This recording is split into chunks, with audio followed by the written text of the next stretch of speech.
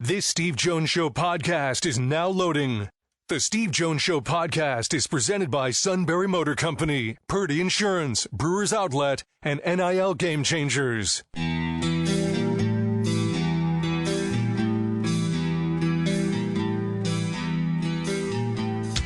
Bringing you an in-depth look at Penn State sports and more. This is the Steve Jones Show on News Radio 1070 WKOK. The Steve Jones Show is presented by Brewers Outlet, NIL Game Changers, Sunbury Motor Company, and Purdy Insurance. Now from the Sunbury Motor Studio, here's Steve Jones. I know after talking with the suit, I need Brewers Outlet. All right, what? No? This half hour being brought to you by Brewers Outlet, Reagan Street in Sunbury, the beverage supermarket. Imports, domestics, microbrews. The best selection of beer anywhere. Wine coolers, water, soft drink, snacks. They roast their peanuts fresh and out every day. 6 great flavors of slushies. And the pickle bar led by the barrels and the dills, indeed second to none, at Brewers Outlet, Reagan Street in Sunbury, the beverage supermarket. Time to bring in the outstanding 4 handicap, Nate Bauer. Sir, welcome. Not a 4, my guy. I wish. 2. Going the wrong direction. I'm an optimistic person. I like it. I'm gonna carry that with me next time out. Hey, so you and I got a chance to be in the stadium on Friday night, and yep. It is a construction zone. It is, and the bottom line is the work is already begun in earnest on the improvements to the stadium. What were just your general thoughts on what they're doing with all this? Yeah, that's a good question. I actually wish I had taken more time to observe it for myself. But I saw enough as you did to have some general impressions. I mean, I think it's a couple of things. One, there's stuff that is happening that was planned outside of the scope of the West Stands project that is happening. And to me, the big one that is not getting nearly enough airplay the ribbon board. Is the ribbon board. Correct. It's going to be huge. It will fundamentally, it's the biggest change of the stadium in a very long time. Yeah. And it will be not in place, is my understanding. It will not be in place for the start of the season, but I would anticipate it being done through the course of the season. So that right there is a huge part of what's going on. That they are the structural support, you name it, is necessary to put a massive ribbon board above the last row of stands there on the upper deck of the south side. So that's one. And then 2 is, I think that the beginning stages of work for escalators and staircases, all of the ingress-egress stuff that has been so problematic, it's not going to be done for this football season. That is not the intention. That's not really what's going on. But they're laying the groundwork, right? When fans come to Beaver Stadium for games in September, it will look like a construction site. Right. So they are going. Obviously they're gonna make it as good as they possibly can in terms of not having disruption to fan movement and you name it. But all of those internals, right, which is such a huge part of the overall $700 million renovation, it's going to touch every part of the stadium, and they are beginning the process on those things. Well, I mean, egress is something. Look, if something were to happen in there, I'm not talking about getting in. Okay, the key is to get people out if something were to happen, and that's one of the reasons why they need to do all of this. Again, Yeah, that's one of those scenarios that people never talk about, but this is one of the reasons they're doing this. Yep. I mean, it's. Look, I don't want to, and I've been called like a fear mongerer, right? As though I'm riling up stuff that's never possible, but that's not the world that we live in, right? I mean, even structurally, a lot of the perception about this project is, there's going to be a new west side of the stadium for rich people, right? No. Like, is that part of it? For sure. But the $200 million of backlogged maintenance no kidding. It's incredibly important to the structural integrity of, right? I mean, you got steel from, it's what, 80 years old? There's 30 components of that stadium that are so they just need help, and that's what a big part of this is going to be about. Well, again, there are 30,000 seats in the stadium that were on the west side of campus and brought over in 1960. So those seats are 80, 85 years old, right? And the $200 million in backlog maintenance, look, it's time, right? And okay, this is about your experience. It's not about the team's experience, about your experience. Yep, and it's. I mean, look, I don't begrudge differing viewpoints on how to go about it. Right, everybody agrees that something had to be done, but yeah, I mean, I think that the most fiscally prudent way to pay for what is already necessary is by creating revenue generation opportunities. I am fully on board, with that line of reasoning, and this kind of fits that middle ground, right? You saw what the numbers were for a completely new stadium. It was astronomical. People are going to look, right? You and I, we can remember the $1 billion price tag for Jerry World in Dallas, right? And that was like, oh my goodness, what an incredible, lavish, over-the-top number. No, that's going to be cheap. That's going to be cheap when it comes to new stadium builds in this current environment. So, they're moving ahead. Well, I mean, I'll give you an example, okay? It's the Olympic Games. When you put in your bid for the Olympic Games, now in this case, Brisbane already has 2032. So here we are, 8 years out, Brisbane already has it. Most Olympic Games are awarded 7-8 years ahead. And they projected what costs are going to be for the facilities that they have to build. I mean, not everybody has a velodrome. All right. And all of a sudden, when the bill comes due in today's market, it's nowhere near what it was 7 or 8 years ago. If this project had been done 7 years ago like they had talked about, it would have been about $400 million. But because it's now, it's more expensive. If you wait 7 more years, it's going to be double this number. Yep.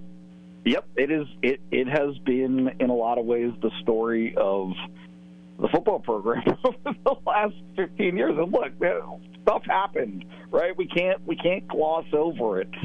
There were severe financial, implications of the stuff that happened, 12 years ago now, and that created an environment where there was hesitance to invest in the program and to do the things that were necessary. But, bottom line, the bill has come due. And things that should have been done, things that should have been pushed. Look, I am a firm believer that striking while the iron is hot has been a major component of the success of other college football programs that you have seen nationally. And when Penn State had success in 2016 and 2017, it did not strike. Just in it as a program, as a community, as a broad-based booster support, you name it. There was no immediate dividend to the success that they had in 2016 and 2017. And does that seem like that long ago? No, but it is.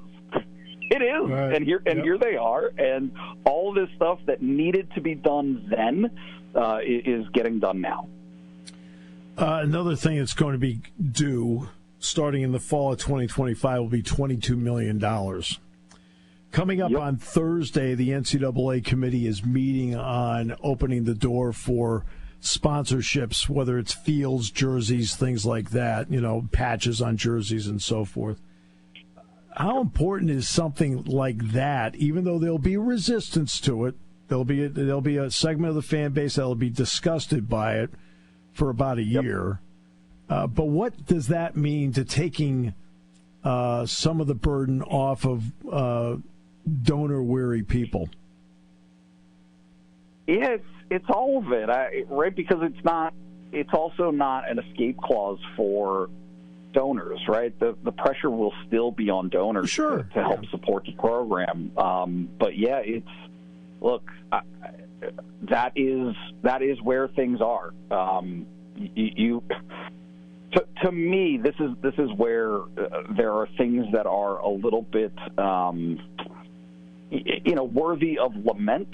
Is that the coaching market got so out of control because the labor was free for so many, right?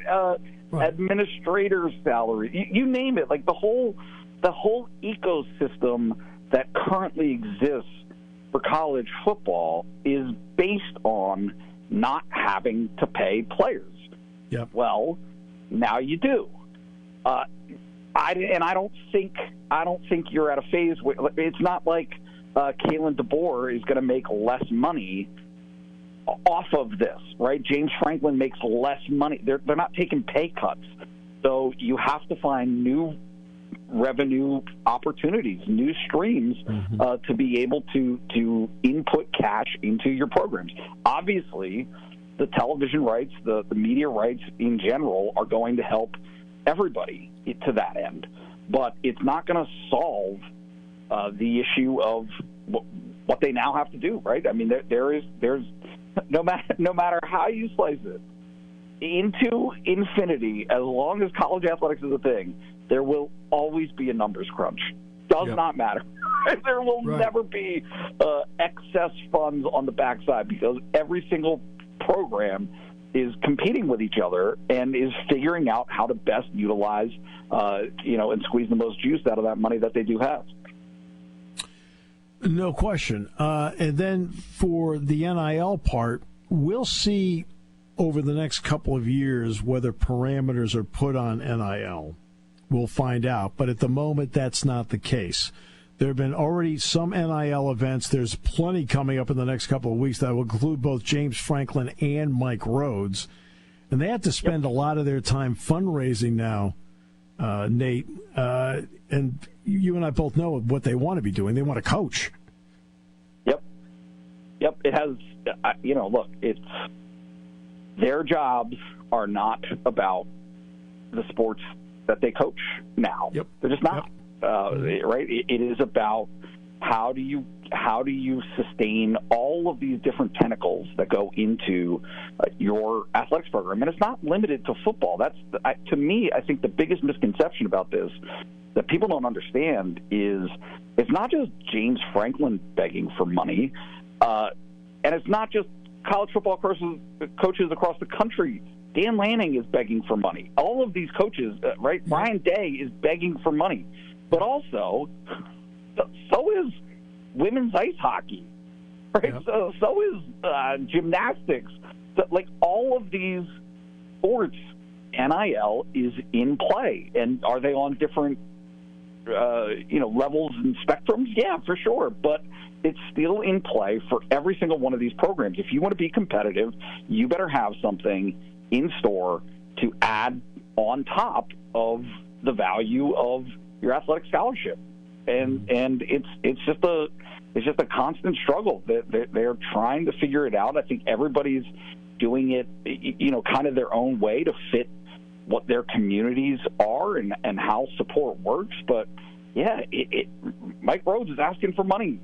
James Franklin is asking for money. That is a big part of what their off-season schedule is now, is grinding to try to build support for their program in the way that it's most needed. Dick Girardi and I were talking about this the other day when we were Coaches versus Cancer. And with 5 returning guys, 5 of the top 6 scorers, that's unusual in today's college basketball. To then add in 4 recruits, and then to add into that 4 transfers, most of which, if not all, seem to enhance what they're doing. How interesting now has this Penn State roster become because of the construction of it 1 year after taking the job? Yeah, I think it's extremely interesting. Honestly, am I going to sit here and project the tournament? No, because I don't think they have the shooter that they need. But I'm open to the possibility of being swayed. Right? This is a team that now they accomplished a lot of different stuff between the retention, the transfer portal, and the incoming class. And what I mean by that is, from last year to this year, their scholarship distribution is way better. It is much improved, where they can lean in on the things that Mike Rode wants to do, which is player development. He loves taking 18, 19-year-old guys, freshmen, sophomores, and putting the time in and letting them marinate, right? Like getting them, throwing them into the fire, picking and choosing your spots, and developing them through seasons. Can you guarantee that they're going to stay on the backside of that? No, of course not. That's not the age that we live in at this point. But they are able to have a team this season that has a ton of experience returning, a ton of good experience returning, right? These guys are talented basketball players, but also have a level behind them of really a sophomore class through the transfers that can play, right? Have an opportunity to get minutes, and then a freshman class on top of that you don't necessarily need, right? Miles Goodman, the bigs are under the microscope. That is absolutely certain. Niederhauser, Kachi, and Miles Goodman are all going to have to play this season. Mm-hmm. But outside of that, you should be able to create, and I think that they will have it, a great environment for competition in practice. And that makes everybody better. It really does. There are minutes out there, including minutes that were had by some of those 5 returning players, right? Like Zach Hicks and Nick Kern, right? Those guys have an opportunity to get more minutes for themselves, Puff Johnson, or lose some, right? I mean, they might give some up from what they had last year if they can't fulfill and do the things that Penn State needs on both ends of the floor this next season. Tough question to close out. Legitimately a tough question. How does college sports keep its appeal and charm that has made it so popular while negotiating a heavy money era? That's a good question. I think that call me an optimist, but you're an optimist. I think that so much of the affinity for college athletics is already built in, that people can say what they want. Fans can say, you know what, I'm done with this. I don't believe it. The numbers say otherwise. The television contracts say otherwise. The television viewership numbers say otherwise. Right? Beaver Stadium might not be the same trend as other stadiums in the country in terms of continuing to fill up the stadium. Penn State has done a great job of that where others have fallen off.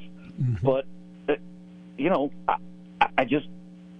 I'm not buying that argument. I'm not buying the argument that you're as a fan, because Jalen Reed, right, who is a worthwhile investment and earns the money that he is making, that you're going to be that turned off to not watch college football anymore. I don't buy it. But, I'm sure there will be some out there who it just creates such a negative impression. I just what's so interesting to me about Penn State specifically is that you just don't see the garishness, I guess, that exists on the extremes of this. Yep. It is not a Colorado situation. Right. It is not flamboyance. Are there nice cars in the parking lot at Lash? You betcha. Yeah. Guess what? They're leased. right? Like, sure. Those are leased cars. Those guys don't own $120,000 Mercedes. That's right. They are leased cars that are part of their NIL deals, but at what cost? I don't know. Maybe $10,000 for the year. It's just not the same. It's not the perception that people have on the broad scale. And I think that Penn State has an opportunity and should and does tap into that, of saying, look, this is what this is actually doing. This is what this money actually goes towards. And it's not extreme and off-putting. Do you know what my simple answer to that is? There is still a tremendous emotional attachment to the front of the jersey and not to the back of the jersey. Yep. That's all I think. I'm so... Because, look, I have these conversations daily on our message boards, right? At Blue White Illustrated, we have message boards. I'm interacting with the fans every single day, and I love them. They are the lifeblood of how the program operates, and certainly my business. But I just have this strange... There's a duality to it where there's a resentment of one side of this, but also a celebration and acknowledgement of how good the kids are that Penn State typically brings in. That's exactly right. Yep. And it's so fascinating to me, because how are you going to root against Nick Singleton? Right, I know exactly. How are you going to root against the financial success, right? For these guys to leave their Penn State experience, whenever it is, when they leave their Penn State experience, they're going to have, at minimum, a nest egg or the opportunity to have a nest egg. That's awesome. I don't get the notion that you could be against that. It doesn't align with kind of the experience that I think Penn State fans have shown over the years. We've been lobbying behind the scenes to have a tribute in the EA Sports game to you. So thank you so much. Appreciate the time. Appreciate the time as always, Nate. And congratulations. He's the big raffle winner on Thursday night, by the way. He was. There's no Thank you for having me, as always. I very much appreciate it. There's no invite to come over and share some of that. I noticed that. Well, I gave a few away. I know you did. It's fine. Hey, thanks, man. See ya. Thanks a lot. Appreciate it.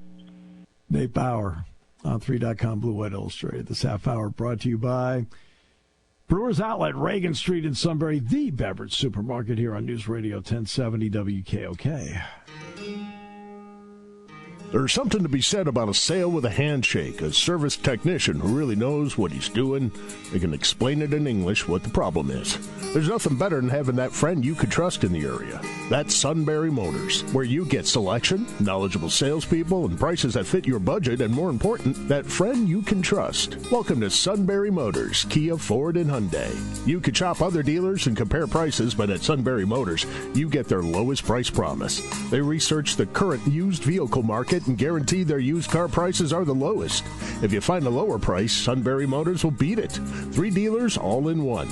See their full new and pre-owned inventory at sunburymotors.com. Pick out a vehicle you like and schedule your test drive online. Follow them on Facebook. Sunbury Motors Ford and Hyundai, North 4th Street, Sunbury, and Sunbury Motors Kia, routes 11 and 15 in Hummel's Wharf.